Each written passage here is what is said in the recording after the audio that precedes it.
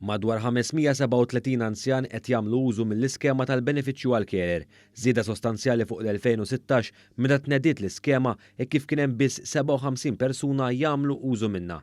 Ħabbar dan il-Ministru għall-Anzjanità Attiva Michael Farrugia f'konferenza tal-aħbarijiet it-tlieta wara nofsinhar u spjega li min japplika issa għal din l-iskema se jkun qed jieħu total ta' 7,000 euro, żieda ta' 1,000 euro fuq is-sena l-oħra u żieda ta' 2,500 euro fuq l-2016 meta tnediet din l-iskema. Dak kien proġett li beda fl-2016 tal-Carer at Home fej persuna jista' jimpjega miegħu carer kwalifikata kemm Maltija u nkella barranija ġewwa daru biex jieħu ħsieb il-persuna li huwa anzjan. Kollox il-Ministru Farrugia spjega wkoll kif għal din l-iskema bil-budget għal din is-sena il-Gvern alloka 3,5 miljun euro. Dan ifisser żieda ta' 500,000 euro fuq dak li ġie vvutat għas-sena l-oħra. Dan beda bil-proġett fejn l-lotja kienet madwar 4,500 bħala parti mill-għajnuna li kien qed jagħti lill-Gvern lil min jimpjega carer miegħu u kien hemm madwar 57 persuna li dak iż-żmien kienu qed jiggwadanjaw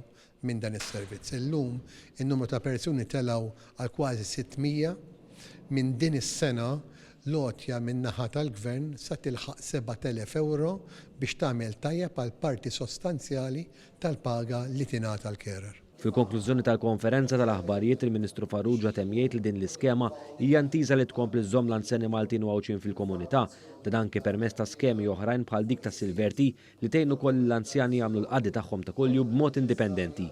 Għal aktar informazzjoni dwar din l-iskema dawk interessati imħeġġa jaċċessaw is-sit activeaging.gov.mt.